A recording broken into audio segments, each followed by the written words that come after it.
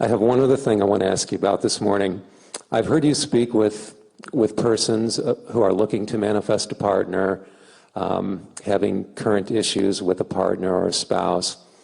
And I'm wanting to ask you about long-term committed relationship. And what I mean by that, for example, my wife and I have been together for about 18 years now.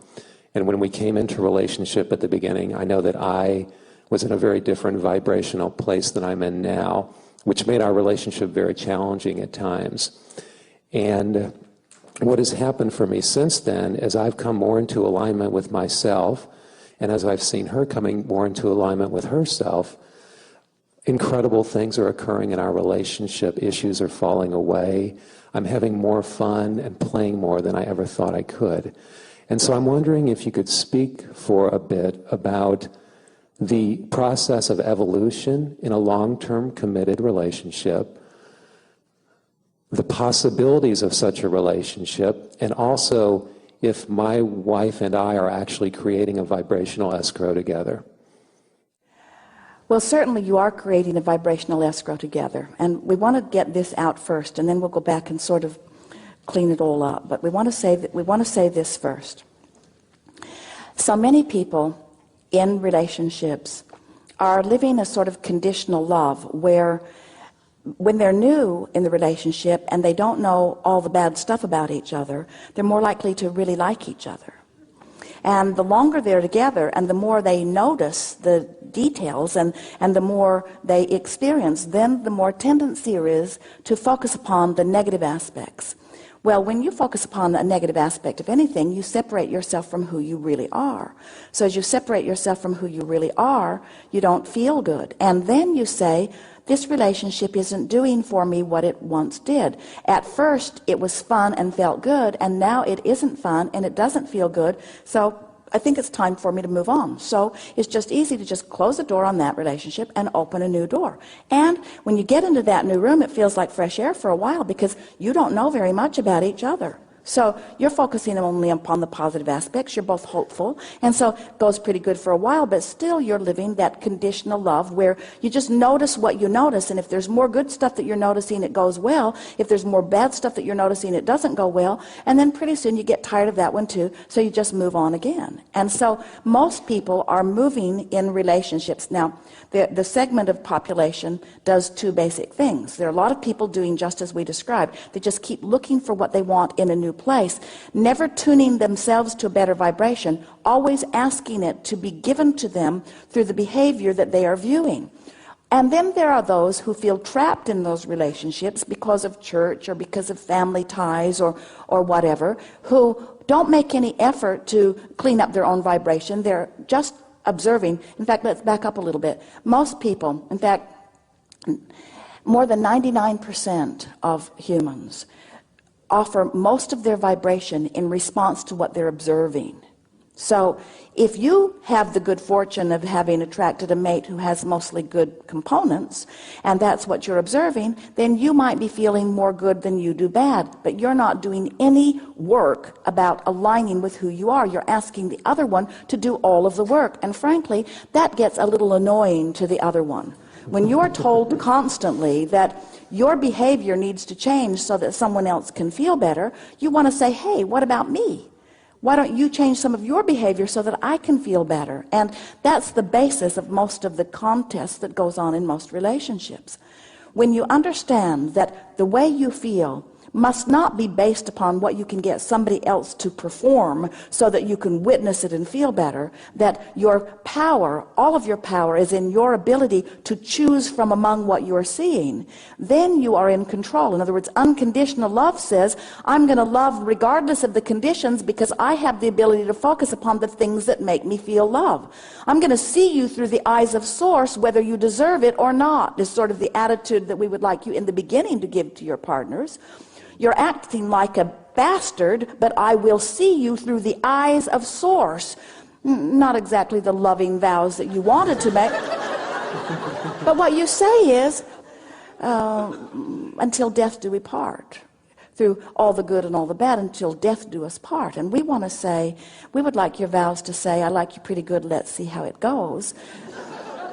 But we would like you to understand that moving from relationship to relationship to relationship is not the answer, and that in fact the true relationship that you seek is the relationship with Source. And if you will tend to that relationship, if you will care about how you feel, if you will care about seeing this person or this relationship through the eyes of Source, if you care about that, then every relationship could be that long-term committed relationship that you're talking to, and the expansive growth relationship that you're talking about. It's easy, if you don't like something, to just throw it away and start over, but the thing is, you take yourself with you. And whatever went wrong in your last relationship, we promise you is going to go wrong in this relationship unless you've done something about changing the vibration. And by changing the vibration, we don't mean just go to another person. We mean do something about changing the vibration. And when you change the vibration, you'll evoke from this relationship something different, just as you would evoke from a new relationship. So whether you stay or go is not the issue. The issue is, am I tending to the relationship between me and me first? And once I'm doing that, then I will find joy wherever I stand. You can get so good at your alignment that you could have a wonderful relationship with anybody. With anybody. But you have, of course, through your physical experience, given birth to all kinds of preferences, and those preferences should be met. You should be able to live with the kind of person that you want to. They should look the way you want them to look. They should behave the way you want them to behave.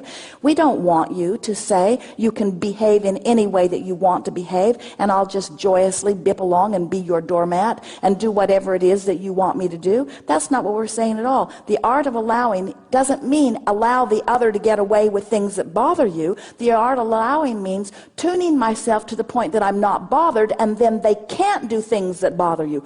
Nobody can consistently give you something that you do not want unless it is active in your vibration.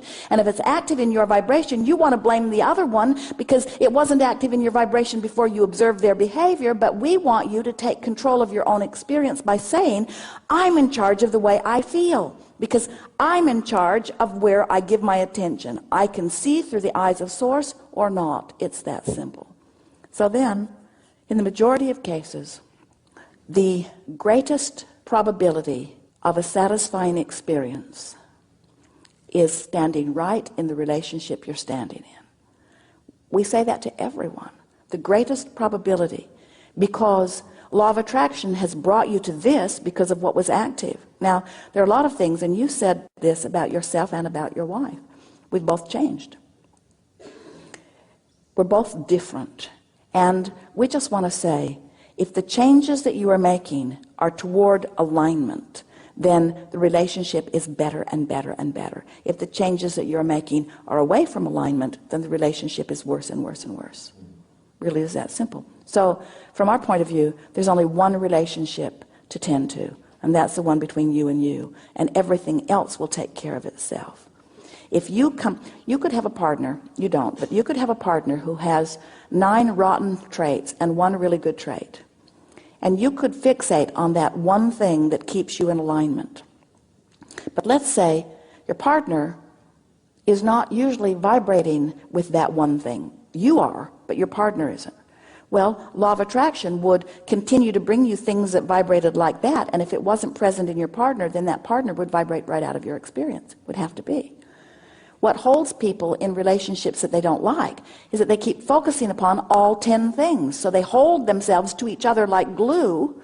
If you just focus on the good parts, the bad parts would go away, and sometimes the person will go with them.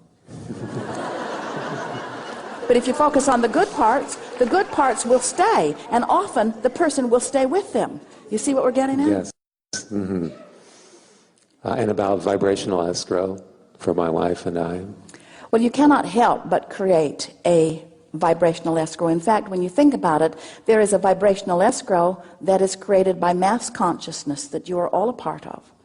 Your global experiences are about that. And certainly when you live with someone and dream with someone and hope with someone and play with someone and work with someone and worry with someone and want with someone, in other words, you've been sorting through life together. And so much that you've put over there together. But it's important to understand that even though you have created a vibrational escrow that is a sort of co-creative vibrational escrow, that you must not let your alignment with your human partner be more significant than your alignment with the non-physical part of you?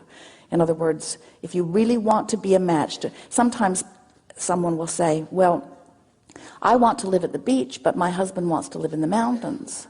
And so in my vibrational escrow is the beach, and in his vibrational escrow is the mountains. And so if we both come into alignment with our vibrational escrow, won't we have to go live in two separate places?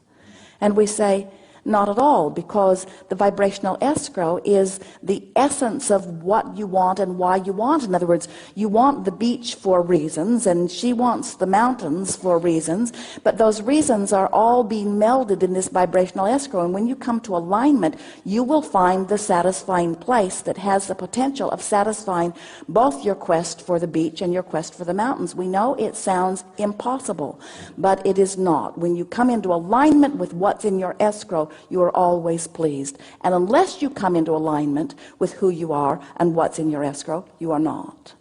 And the brilliant thing about relationships, in the way that we have just described it, is when you care about how you feel, so you're willing to reach for the best feeling thought you can find from wherever you are. So you're consistently finding the feeling of relief and consistently coming into an alignment with who you are. You run into all kinds of things that have been waiting for you in your vibrational escrow that far surpass anything that you thought you wanted. Your vibrational escrow is so much bigger and so much better than anything that you have ever been able to articulate, because you have been amassing it bit by bit by bit by bit by bit. And you got to remember, the source within you has been in on it too. In other words, you are masterful creators. This is the energy that creates worlds. This is not piddly little creating that we're talking about. But most of you don't know the power of your creation because you've been holding yourself apart from your own vibrational escrow. Nice to know. Thank you very much.